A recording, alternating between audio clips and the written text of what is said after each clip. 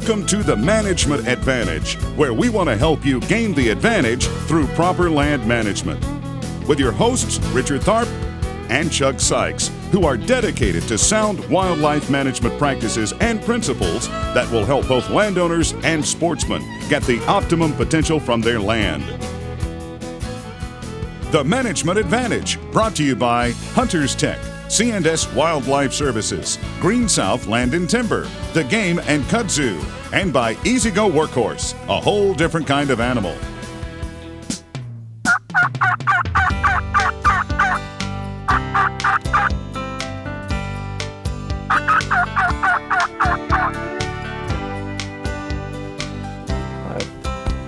Those hens took that turkey onto that food plot. We're going to circle if we're going to get on him. We need to pack up and move. Okay. Welcome to the Management Advantage. Today we want to talk about a seldom discussed topic, and that's predator control. You're exactly right. It's seldom discussed because it's not the politically correct thing to do right now. But if you're a responsible land manager and you're trying to manage for quail and turkeys, you have no other option but to develop and implement a good predator control program, or a lot of your management techniques are going to be wasted. Well, I can understand, where predator control helps with your turkey and quail management, but it just seems to me that the predators, the populations have gotten out of check. Well, they have. Due to the animal rights movement and the decline in fur use in the fashion industry, the price for furs have gone down, therefore it's not profitable for people to trap anymore. So the populations of fur bears has gone through the roof. They've been unchecked for the past 5 or 6 years. Well, all right, under a management program, what can you do to get it back in check? Well, the only thing you can do, you got 2 options. You can either hunt them or you can trap them. Well, folks, while we go try to cut this turkey off, watch Chuck as he shows you the proper techniques to set up a trap line. You ready? Now what I want to show you right now is one of the ways to try to knock your predator numbers down. You've got 2. You've got hunting and you've got trapping. What I want to show you today is some basic sets with some leg hole traps as well as some Conibear kill traps to help knock down those predator numbers. Now we're at the middle of February. Our nesting season for quail and turkeys is going to come into play the middle to the end of March through May. So we want to knock the predator numbers down right prior to those hens going on the nest. That's when we lose the majority of our hen turkeys and hen quail. Now we're going to target raccoons, possums, coyotes, and bobcats, but our main 2 target animals are going to be the raccoons and the possums because those are our number 1 and number 2 nest predators. Now the set that I'm going to show you right now, the tools that you'll need, first of all, a set of rubber gloves because you want to keep your scent down to a minimum. As you can see, I've got on rubber boots also. So I've got my rubber gloves. I've got a number 2 Victor leg hole trap. Got a pan cover, keep the dirt from packing up under the pan where the trigger will go off. A sifter, shake over the trap and try to hide it. Got a tool made to make a standard dirt hole set. Bait, a little lure, and a shovel, and that's all we need to make a standard dirt hole set.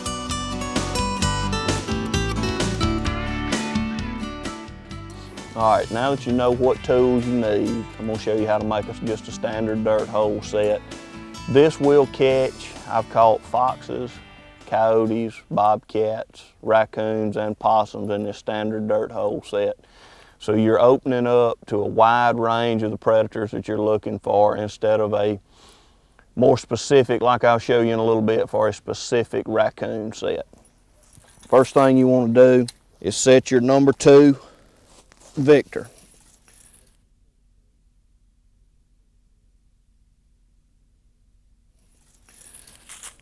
All right, I've got it set.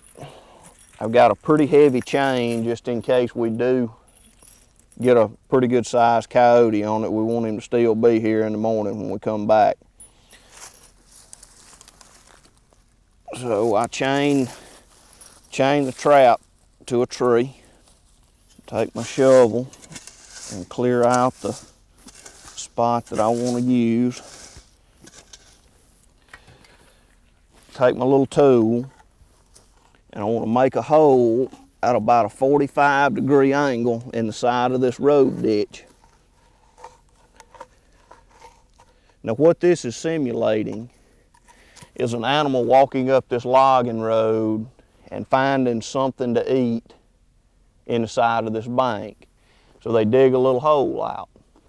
All right, we take our trap and we set it right at the mouth of our hole. Then we want to take a pan cover. Now you can make a pan cover out of anything. I just got a piece of real tree fabric that I'm going to make my pan cover out of. All this does is eliminates dirt from settling up under your pan there, where if something steps on it, it won't go off. So we'll put our pan cover over the trap. Next, we want to take a little bait. I'm just using some old dog food. I'm going to put a little dog food down in that hole, make the animal want to come up there and sniff around in that hole. Then the next step, take your shovel, get away from your trap site a little bit, get you some dirt.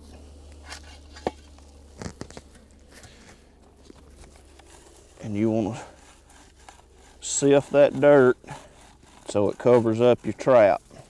Take my tool and smooth it out, because you don't want a big lump. You want to make this as natural looking as you can. That just looks like that's the excess dirt that that animal kicked out of that hole. All right, now that I've got my trap covered, I'm going to take just a little bit of pine straw just to camouflage it a little bit more, make it look a little more natural. The next step is to cover up my chain like so. Take all this excess because you don't want it shining. And then finally, I use a little bit of Tink's Bandit Coon. It's made as a cover scent for deer hunters, but it works real well on a trap line.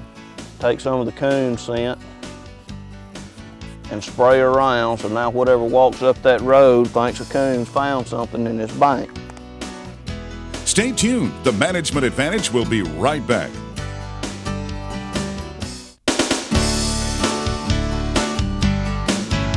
All right, I've got our rubber-jawed Victor right here.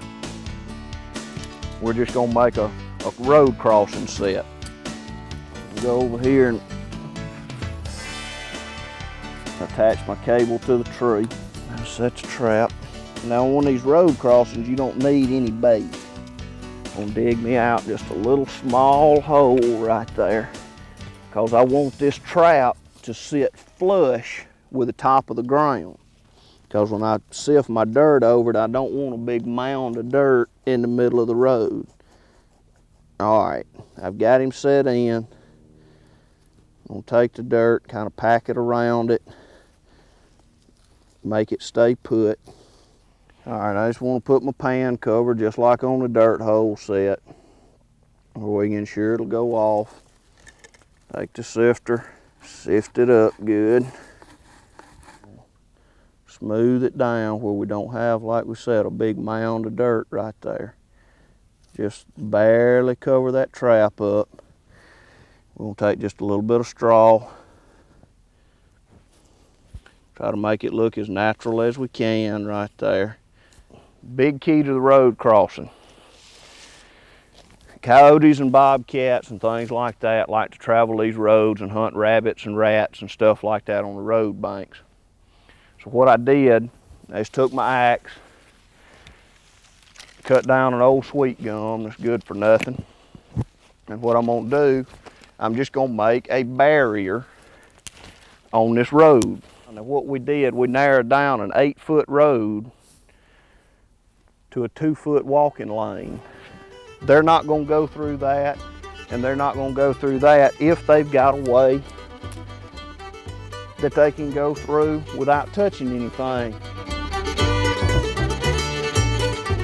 Think you can catch anything with some aluminum foil? no bait, no anything, you can. One way I catch coons down here is with just a piece of aluminum foil. They like stuff shiny. Come down a little branch at night, the moonlight coming through, hit that aluminum foil and it'll shine and they'll reach down and grab it. So what I like to do is wrap my pan with aluminum foil, sit it in the bottom of the creek where just the pan's showing, and you can catch a coon like that.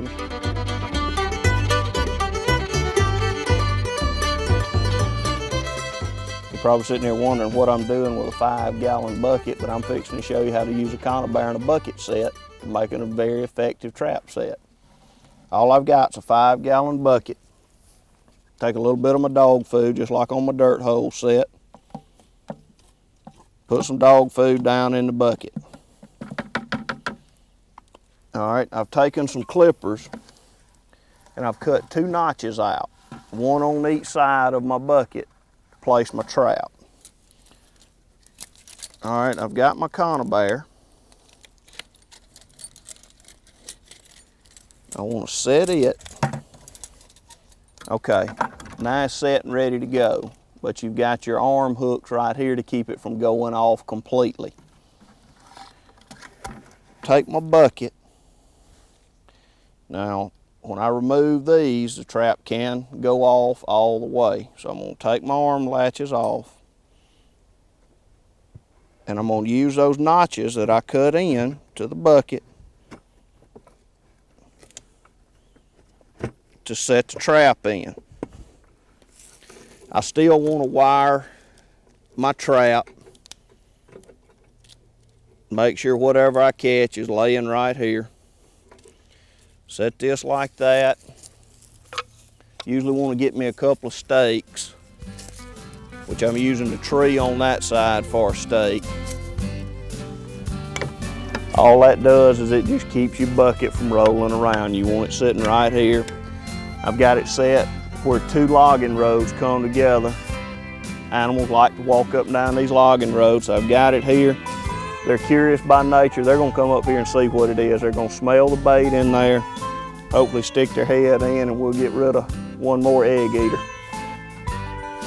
Now, another type trap that you can use, and this is one that you can take the kids along on their first trapping expedition, because it's real safe, not gonna get hurt.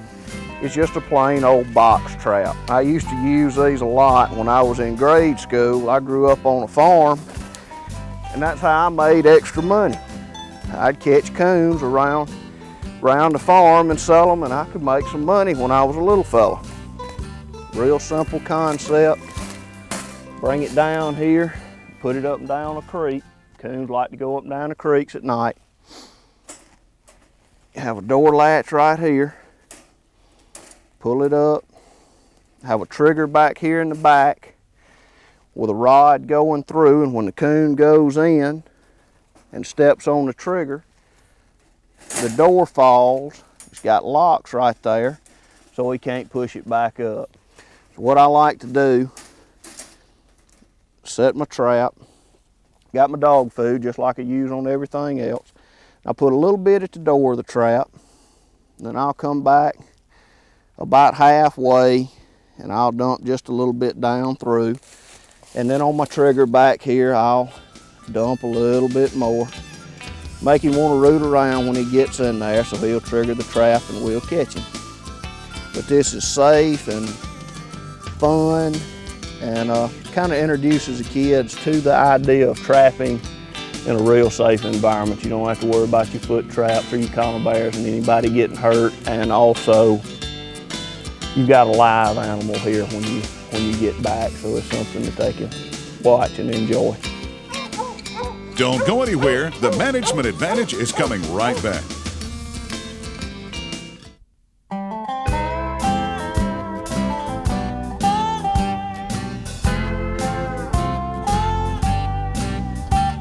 Got us a gray fox. It's a good start to the trapping.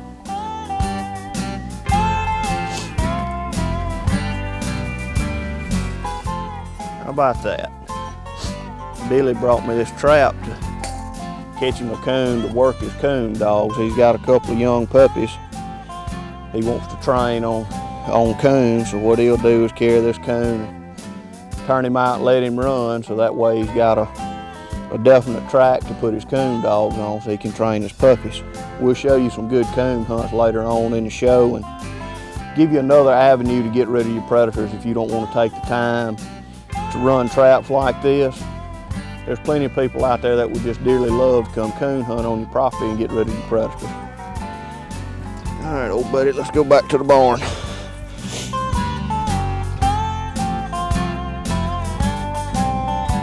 There's some black coyote on our road crossing set.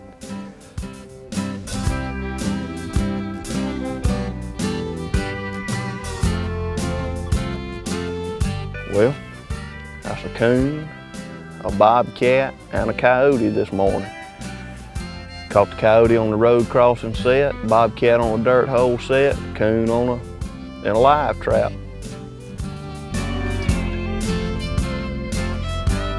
We're doing good. We're getting rid of the coons and the opossums, which is what we was looking for. All settled down, you caught now.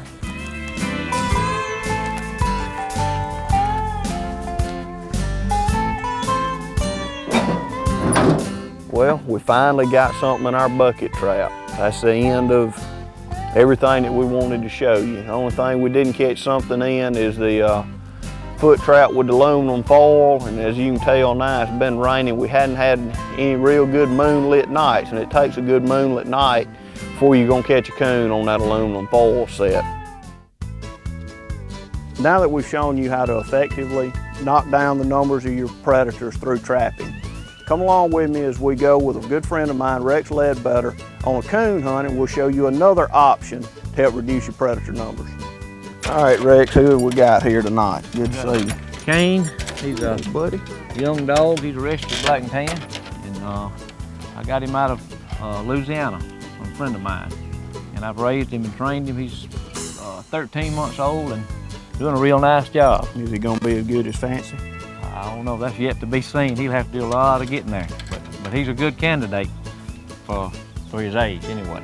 All right, what do we got to do to get him ready to go tonight? Well, what I'm gonna start off with, and I'm gonna put a tracking unit on him, and something that's really helped the coon dog and the hunting to find them. You know, it's hard to keep up with your dogs, especially at night.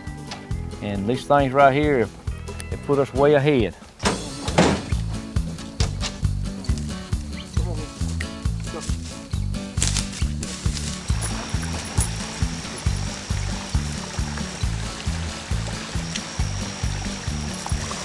Well, he just found the track, and he's working there trying to figure out which way the coons went.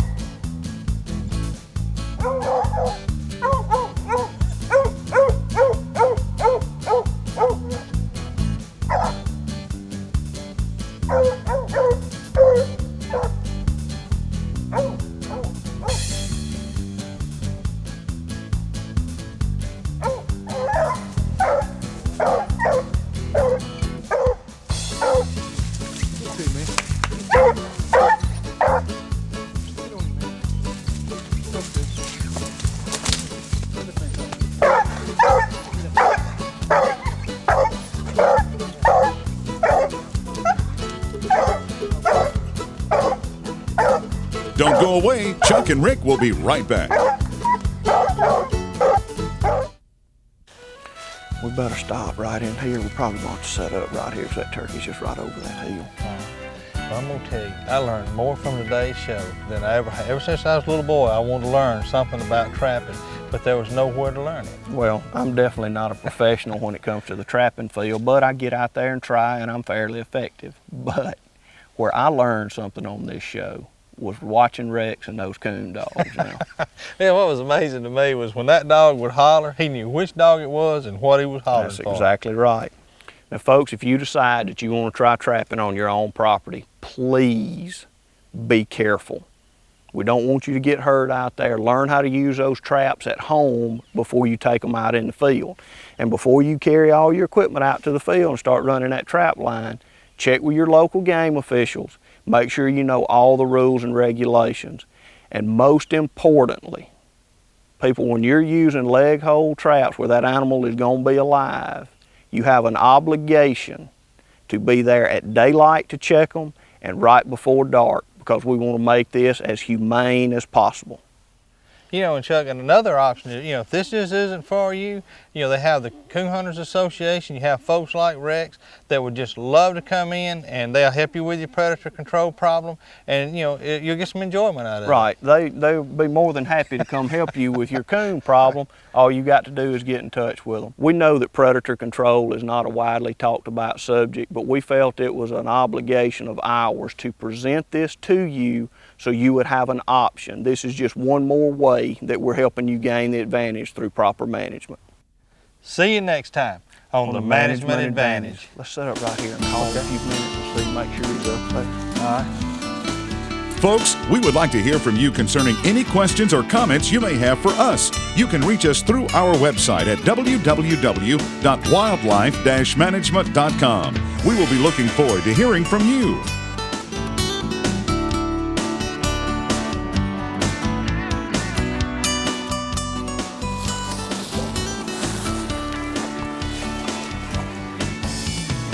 Food plot's just right up that hill. We've gotten around on him, so hopefully those hands are gonna bring him down in this bottom. Once it gets hot, he's gonna come out of that field.